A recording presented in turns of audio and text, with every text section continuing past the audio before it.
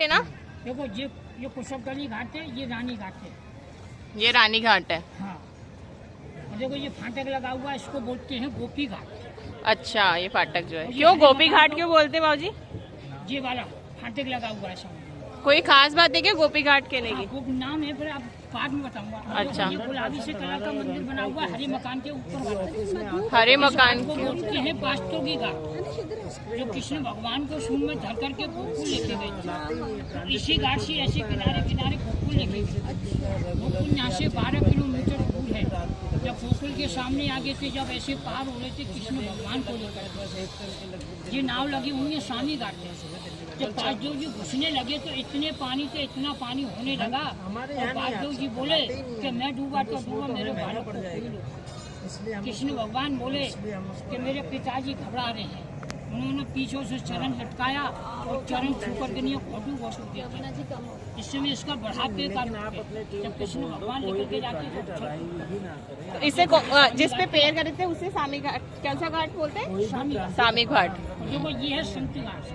तो इधर पहले मियाँ लोग मछली पकड़ा करते थे, उनको मार कर भगा दिया।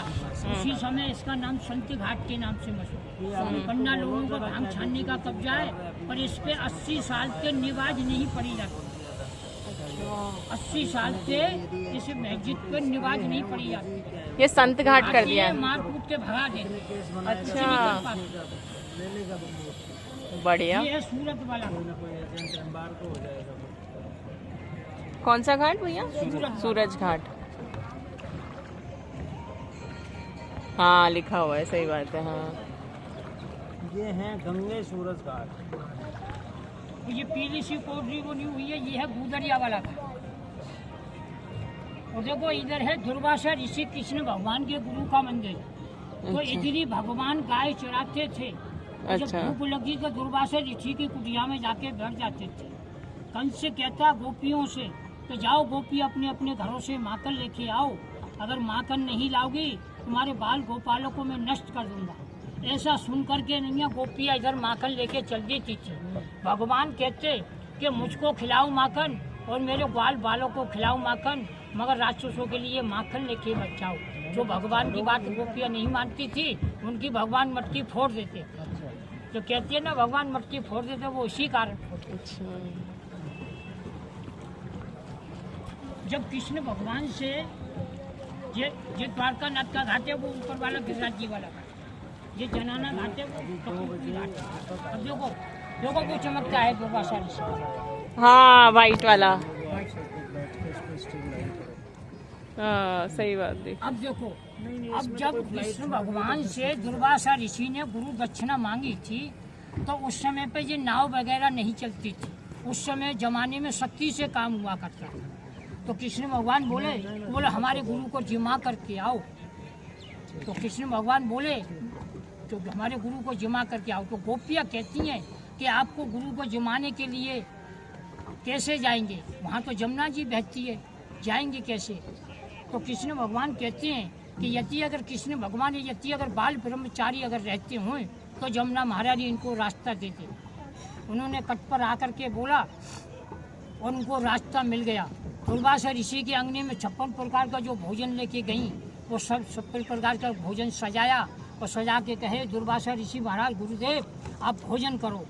तो वो जो 16,108 गोपियाँ जो भोजन लेके गई थी, वो सब प्रसाद को पाने के बावजूद भी कहते हैं कि कुछ और हो तो लाओ, अभी हमारा पेट नहीं भरा है। तो गोपियाँ कहती हैं कि हम जो लाए थे वो आपने सब पा लिया, अब हमारे पास कुछ नहीं बचा।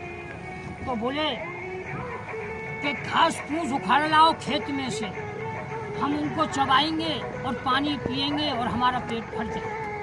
गोपियाँ घास फूस लाई, जल्दी पल्ली उखाड़ करके लिया और उनको दिया और उन्होंने चबाया, चबा करके पानी पिया। गोपियों से कहा कि हमारा पेट भर गया गोपियाँ, अब तुम्हारा अपने अपने मार्ग पर जाओ। तो गोपियाँ कहती हैं कि उधर से तो कृष्ण ने कुछ और कह दिया तो हम इधर आ गए, अब तुम कुछ बतलाओगे जब हम उधर पहुँचेंगे। तो दुर्वासा ऋषि कहते हैं कि यदि अगर घास फूस अगर खाते हों तो जमुना महारानी इनको रास्ता दे। कट पर आकर बोला और उनको रास्ता मिल गया। कृष्ण भगवान के पास गोपियाँ पहुँची तो कृष्ण भगवान ने पूछा बोलो कोई परेशानी तो नहीं हुआ? बोलो परेशानी तो कुछ नहीं हुआ, मगर तुम्हारी लीला का कोई पार नहीं।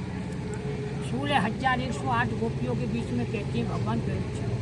16,108 गोपियों को दुर्वासा ऋषि भोजन लेके गई थी, तो सब प्रसाद को पाने के बावजूद भी कहते हैं कि अगर घास फूस अगर खाती हूँ तो रास्ता नहीं। ये सत्य है तभी बात मानता है।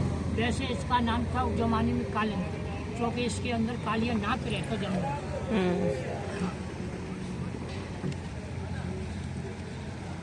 ये मेन विश्राम घाट।